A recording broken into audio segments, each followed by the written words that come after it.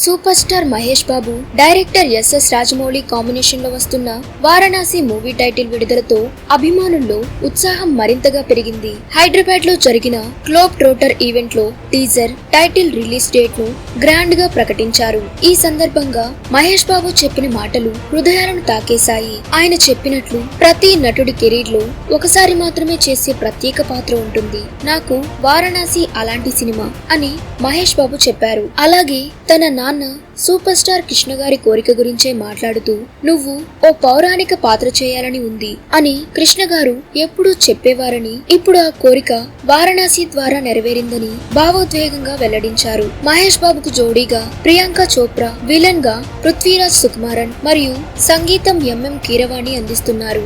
Ramoji film సిటీలో విడుదలైన teaser కి సోషల్ మీడియా అంతా ప్రశంసల వరది. రుద్ర పాత్రలో మహేష్ బాబు కొత్తలో పాత పోకిరి వైబ్స్ తో అభిమానులు పండగ చేసుకుంటున్నారు. ఇలాంటి మరిన్ని సినీ అప్డేట్స్ కోసం వెంటనే మన ఛానల్ ని సబ్స్క్రైబ్ చేసుకోండి.